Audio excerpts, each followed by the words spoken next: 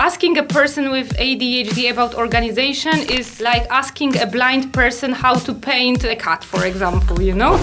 I need to have fun when I learn something, and this is really the strongest motivator for me. How do you never get bored? So you basically learn and absorb new vocabulary or phrases like a sponge.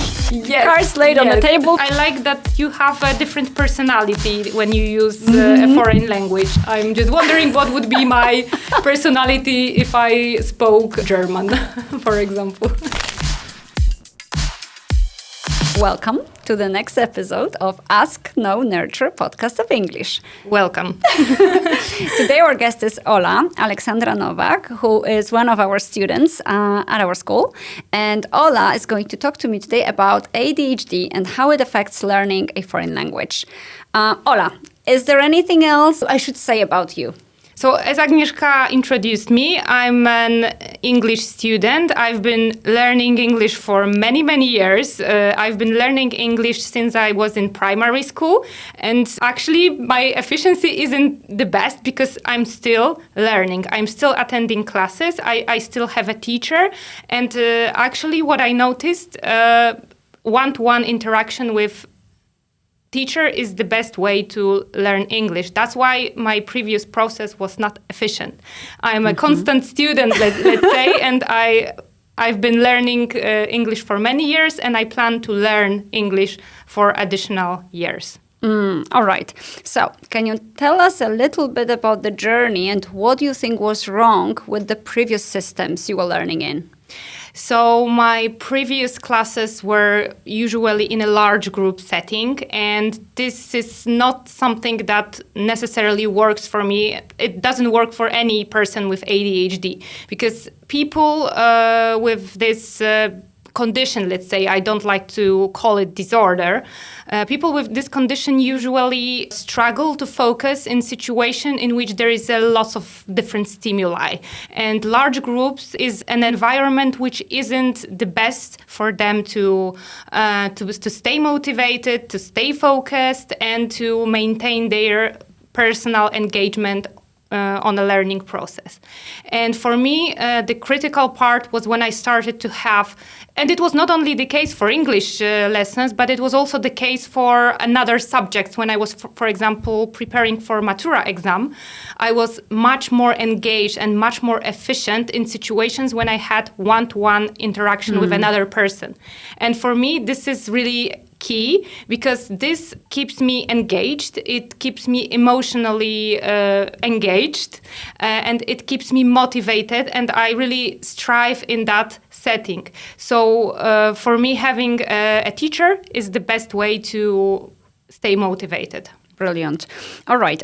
How did you first discover that you have ADHD, and how did that affect your approach to learning languages? So the story how I discovered that I have ADHD was in my adulthood.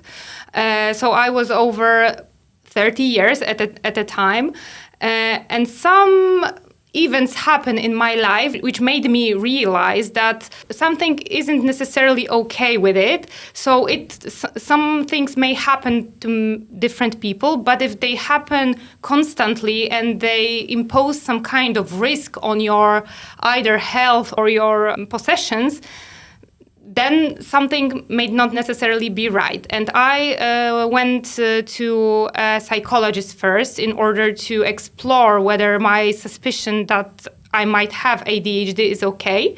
And I knew that psychologist from the past because I used to have a therapy with that person.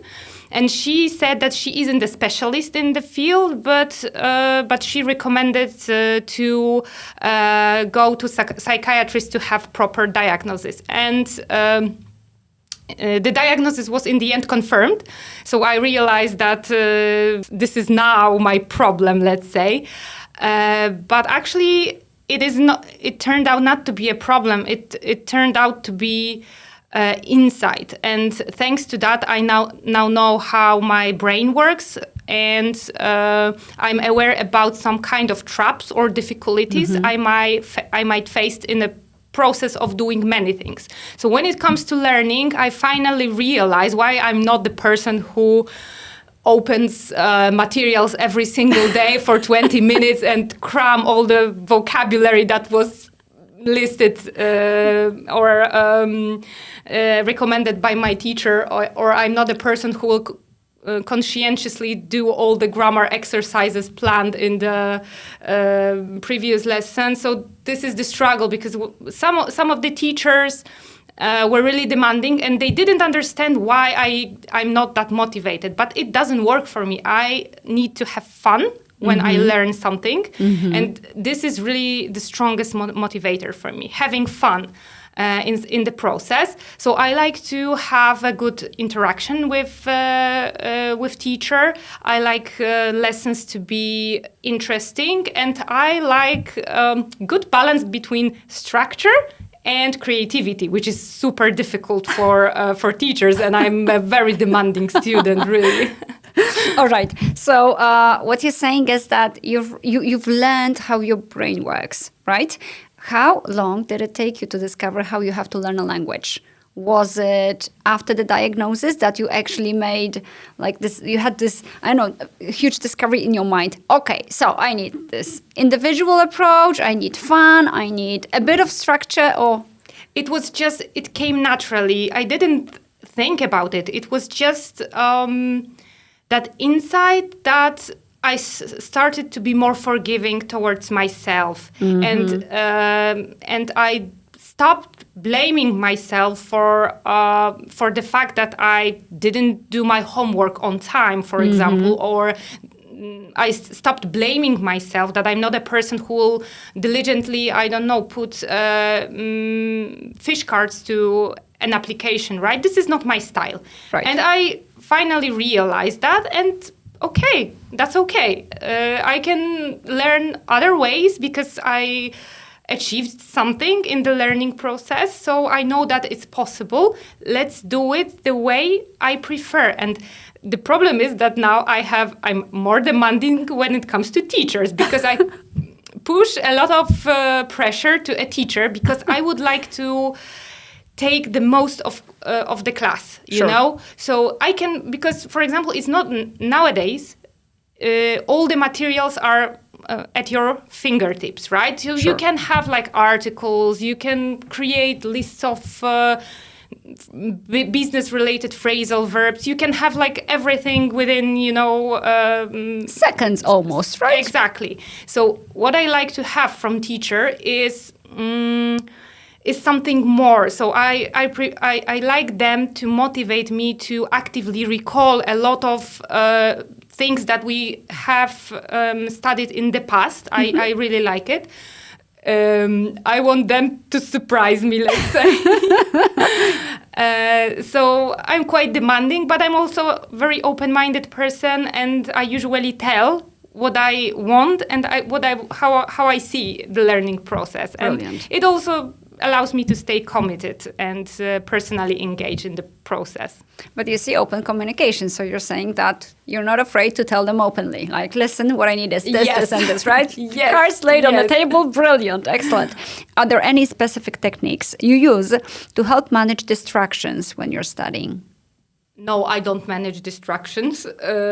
Okay, maybe there are some strategies. So if I really would, so maybe this doesn't apply to actually studying, because studying must be fun. But when I really want to stay focused, especially at work, for example, I try to use headphones with ANC system, for example, which blocks sounds from the environment, and it really helps me to stay focused.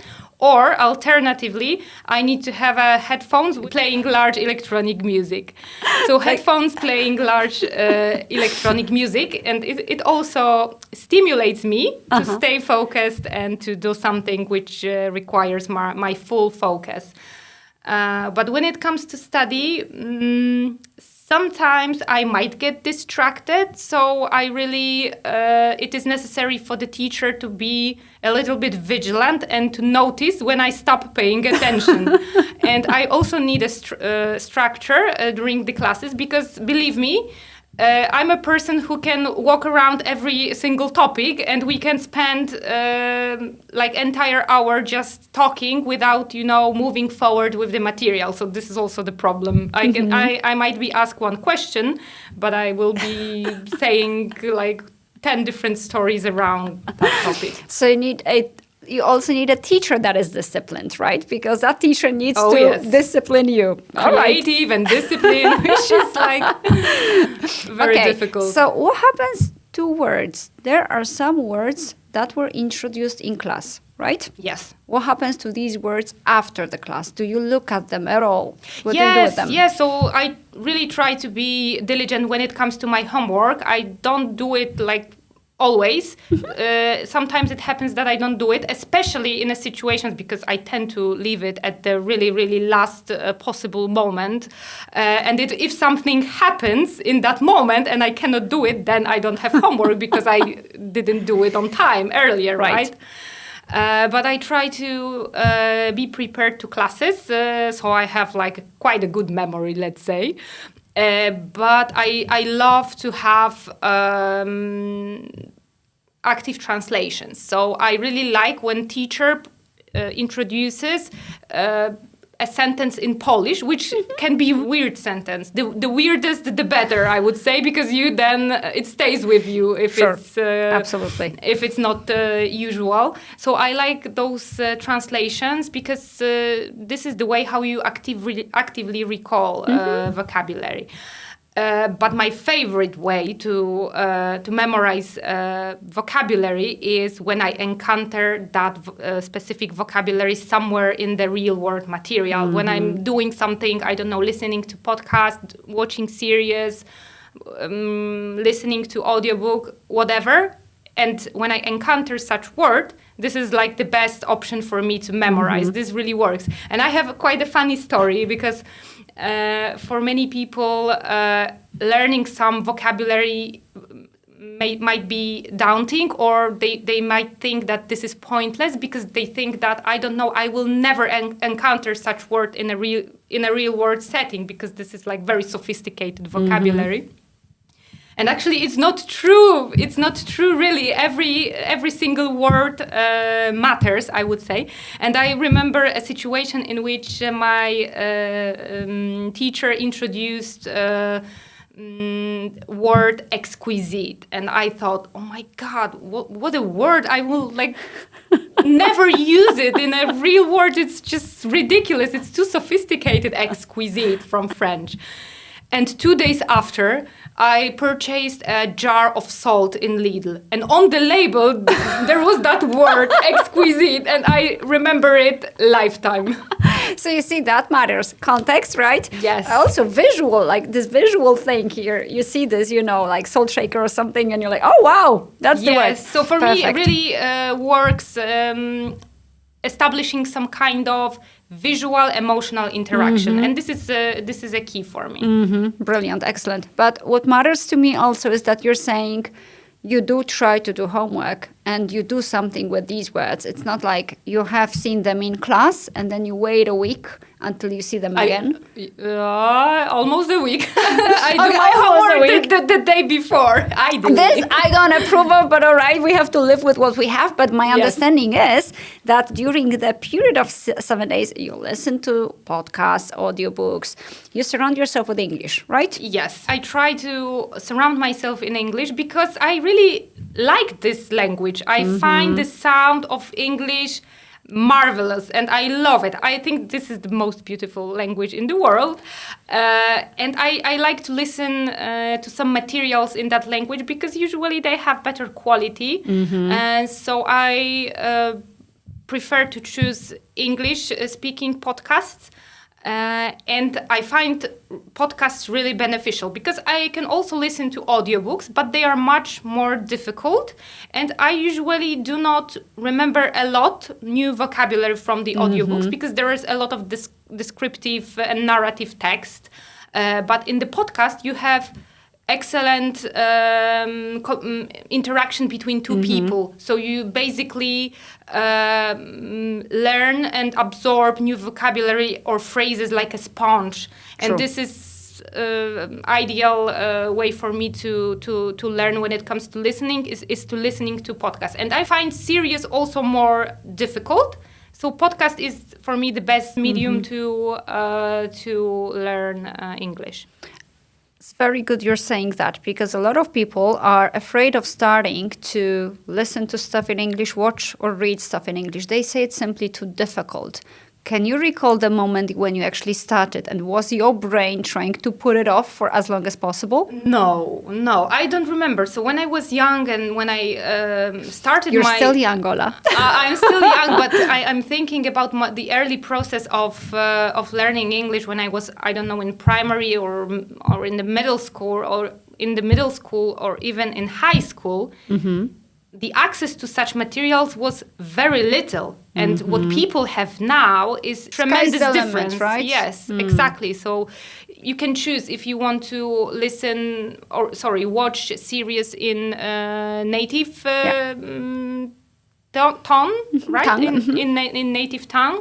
With English subtitles, for example, with Polish subtitles, you can choose. Yeah. When I was young, there was no choice. You had the lector reading in Polish, right? True. So it was not possible to learn language. And similarly, other materials. There were no podcasts. Yes. You could listen to radio. And at that time, yes, maybe BBC radio was available online. It was possible to listen it in a real time, but there were no podcasts. Now there is a huge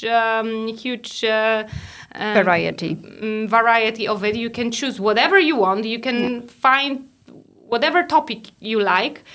And this is, I think, very important, because if you listen something what really interests you, then it's easier for you to make that step. And because it's fun, and that is this element you mentioned, right? Yes, and basically I also think that more interesting materials are available in English. And even if you are interested in some particular topic, if you check Polish Wikipedia site, for example, and then check English Wikipedia site, a lot more material you will find in English Wikipedia website. Absolutely true. Yeah, you can actually compare these entries. That's a very good example.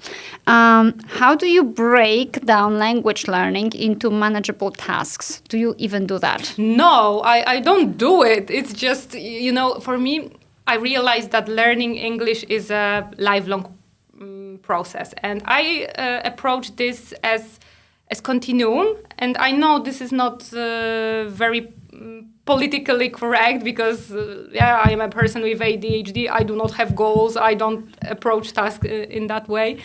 But I realized that really you should continue the process throughout your life, because at some point I really acquired very good fluency in English. It was when I used to work with native speakers. But then I ceased learning process for, I don't know, a year, something like that. And I lost a lot. And I really regretted that, because, and now I also regret, because it took me quite a lot to get to the point in which I was before. So I know that you shouldn't approach it, now I will have 1 year of classes. Let's focus this year on learning English. No, you should treat it as a lifelong process.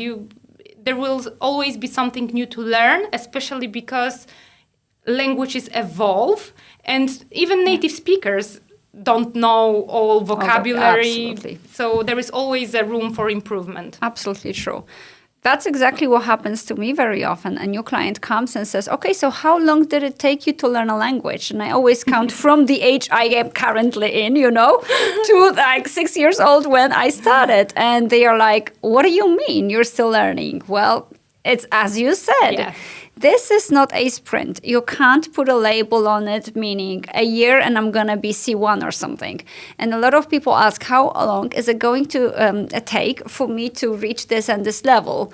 Do you think that it's more difficult for a person with ADHD to assess this time? If we were to ask you, okay, Ola, you're at B1, you want to go to B2. Whoa. Like time blindness is a feature of ADHD, right? And I was ready for our podcast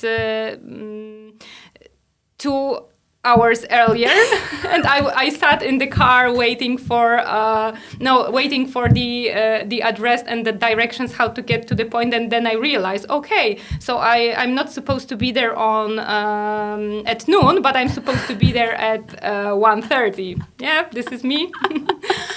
So it's very hard for me to assess time, but once I discussed with some teacher how the progress is made across the different levels of English, and it's relatively easy, and you can relatively easy make a progress from A1 to A2 or from A2 to B1, right? But it's very difficult to make a progress from B2 to C1, for example. It's very difficult, and when you realize that, it's easier. It's just easier because you know that you need to continue, right? And exactly. At some point, for me, it happens from time to time because there are very often situations in which I'm really struggling. I cannot, ask a simple question, very simple question.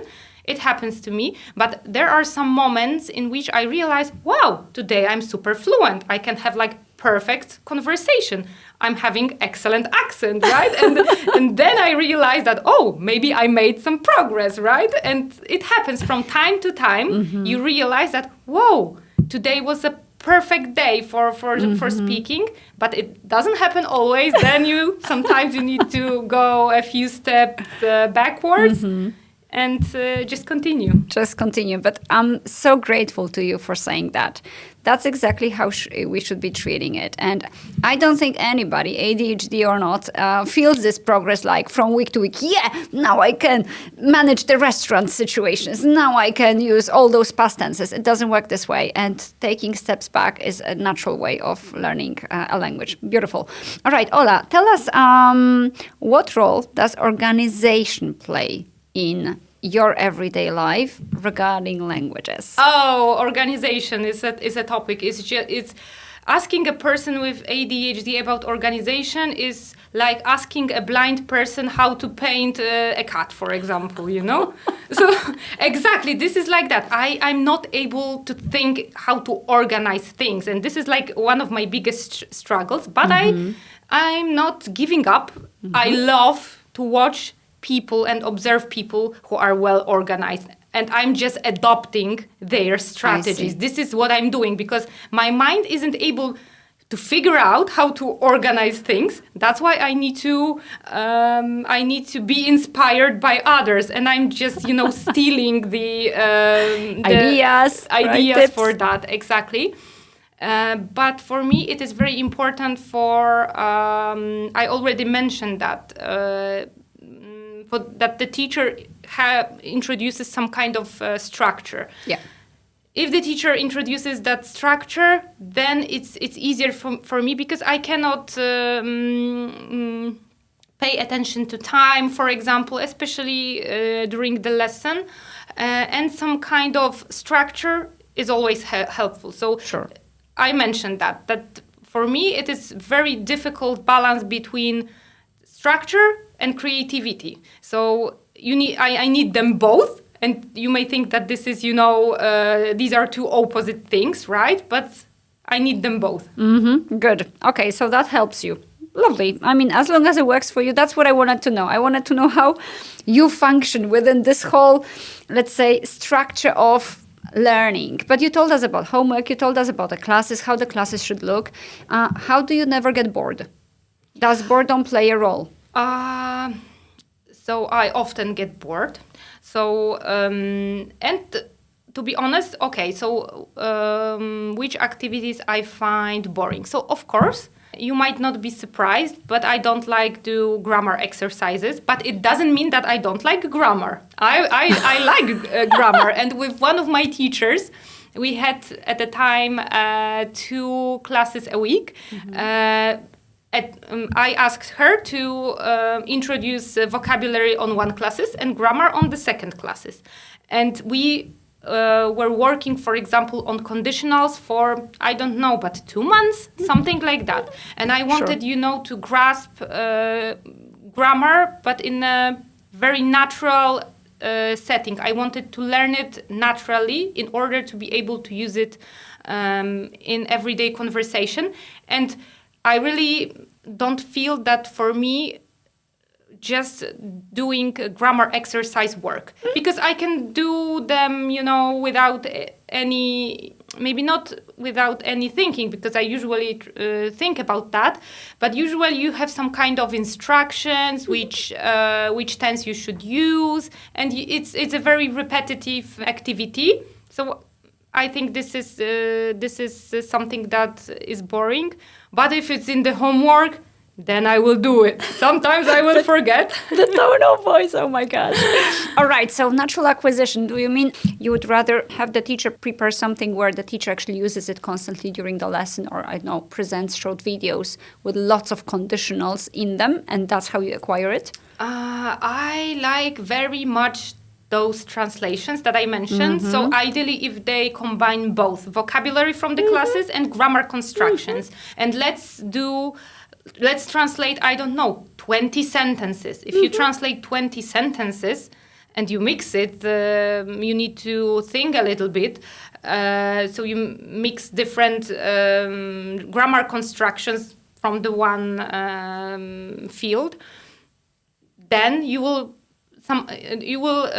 quickly get the hang of it. But you need to pay some attention, and you need to focus for a longer time in order to internalize this knowledge, because just reading the instructions about the grammar rules and then doing, I don't know, 10, even 20, or even, I don't know, a book of exercises, I don't think it will help you to actively recall it in a situation in which you want to tell something about yourself, or about your life, or about the situation that happened or not happened in the past or in the future. So this is the next time I hear you say, you mention active recall, which is this excellent method of learning. It's a favorite phrase of my boyfriend. You're not supposed to just mindlessly do all these mechanical, I call them mechanical exercises, these grammar ones that you mentioned. But it's about retention. So you need to retain it, basically. Yes. So what happens is you read something once, or you do some short activity. Well, the more active you are doing it, the better. But the most important thing is, after that activity, you need to actually produce the language using this language item that was practiced, right? So either in writing, on even more preferably verbally. This way, your brain is going to actually learn, because if you just store it in your passive memory, what is it going to help? Yes, exactly. And you described the process very well. It is just doing the grammar exercise is a mechanical exercise. But then, in a situation when you want to tell something from your story, then you are not able to use it. Yeah. You think if it should be, I would have, I would. You don't know. You don't know which construction is okay in a situation when you want to express your thoughts. Yeah. And I really would like to practice grammar in a way in which I am able to distinguish what's the difference in meaning when I use this construction and this construction. Absolutely. It's a very good point. All right, Ola, breaks. Do you need breaks, and how do you go about the breaks in learning or in managing any tasks? So my breaks are usually quite long, like 5 days. So on Mondays I have my English classes. And then on Sunday, ideally on Sunday, I try to do my homework. So I have like 5 days break. And then on Monday... But hold on, those podcasts, those that listening and stuff. Oh, yes. Oh, and from time to time, I also use English at work. So I'm not quitting it for a longer period. So, do I find breaks necessary? No, I already mentioned that you should not think about breaks when you want to learn a language. So, no breaks when learning a language. Ideally, if you were like surrounded with the language all the time, but then be aware because you may lose your ability to speak in your native tongue. That is true. That is actually true. Very good point. All right. Do you see that learning a language costs you so much that you need to sacrifice other activities in your life? No, this is, I treat it as a normal activity that I do every week. So it's, for me, it's like going to a gym. So I don't think I need to sacrifice anything in my life. Actually, I would like to sacrifice other things in life in order to study more, but life is life. Yes, exactly. So yeah, I should. So usually my goal would be to spend more on learning English than to do other things that I'm doing. Oh, thank you for saying that. So sweet. But that's because you like English, right? Yes. And so let's return to this approach. You said that once you've accepted that it's a lifelong journey, you've come to terms with, well, this and this and this is not your fault. You are more at ease and at peace, I suppose, right? So is there anything that you think we could say to people who have ADHD regarding approach? Is there any advice, any tip you could give them so they stop thinking they are complete losers because they haven't managed to learn a language by now? So it's just to keep going, right? To keep going, and at first you might think that learning language is a very difficult process, but don't worry. At some point you will get the hang of it, and you will be able to have a conversation, and you will be able to express your thoughts, and it is really rewarding, you know. Yeah. And what I also like with a foreign language, I like that you have a different personality when you use a foreign language, and I find my personality more open-minded and more let's say cheerful. So I really like it, and this is also some kind of benefit of having the ability and acquiring foreign language. So that I is can brilliant. recommend it. I'm just wondering what would be my personality if I spoke German, for example. Well, perhaps one day, you know, you'll try.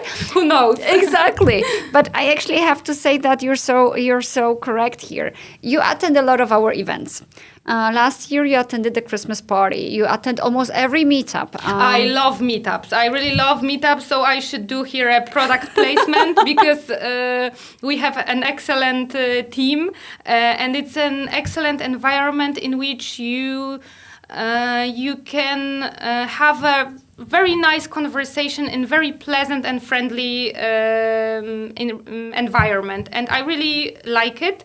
And everyone who would like to speak more and use actively the skills that they've been mastering during the classes, they could go to a meetup, and they will be very welcomed by people who attended regularly. Can you tell people what meetups are? Because perhaps there are some listeners here who don't even know what a meetup is. Meetups are meetings that are organized by AKN school. They are hosted by wonderful Łukasz. Łukasz is great talker, great moderator. He usually introduces some interesting material before classes, and we discuss that topic. But it is not the only. We don't stick to that topic for the entire classes, because usually we have a lots of different topics to discuss. And we meet up at different locations, usually at locations which I have never been before, which I also find very interesting. And there are people who go to meetups quite regularly, so you already know many of them, so you basically make friends with them. And what is also good at meetups, is the fact that you realize that you are not the only one who's struggling, you know, and everybody struggles, and we are on the same boat, and we just try to learn a language and activate our speaking, and this is excellent environment. But as you said, exactly, people realize, only then do they realize that they're not the only people who struggle and who have any problems with the language. You also mentioned this personality thing, that your personality changes in a foreign language. After the last meetup, I got a message from one of the participants saying, "I love Ola."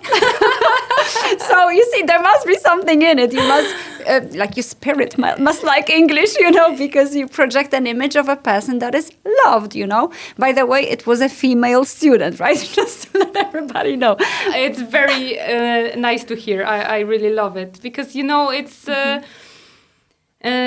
excellent when you meet people and you get along together and you can like study together, and we are not judgmental. We just, you know, try to be supportive for others. So. Absolutely. And I think that's what matters. Yes. Okay, Ola, is there anything else that you would like to say to people who study English, who have or have no ADHD? Is there anything else we haven't mentioned that you think could be a valid point here? Well, maybe the last one, don't ignore grammar. All right. Oh, that's a very good point. Don't ignore grammar. Do you mean that only about grammar, or do you mean that no skill should be ignored? Because a lot of students who come to our school say, I do not want to learn grammar. I do not want to learn writing. These two skills are very often completely ignored.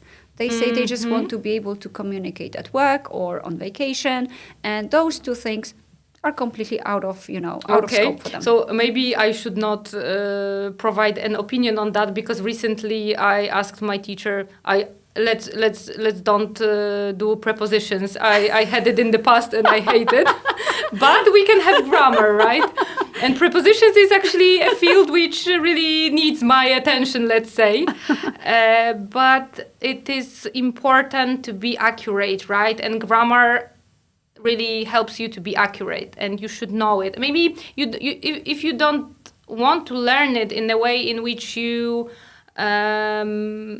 really focus on just doing those mechanical exercises, just try with your teacher to find a way which will work for you. But it is important, and you should not forget about it. Exactly. So thank you very much for confirming what I wanted to hear. Excellent. So just to sum up, English is a lifelong journey. Definitely. We do not exclude any skills, because anything could be useful. Exactly. It's a whole structure, let's say. It's very good to surround yourself with things that you're interested in, because you don't really treat it as learning, but you can actually observe those things that the teacher is trying to teach you in those, let's say, podcasts, films, and all that. And keep going. Don't give up. Try as much as you can, even if you feel organization is not your strength. Yes, break may cost you a lot of effort that you already done, so no breaks. Right, it doesn't pay off. Excellent. Thank you very much for coming, Ola. It was very nice. And it was, I think, not the only podcast that we are meeting you at. So I hope that I will see you again soon. Thank you, Aga.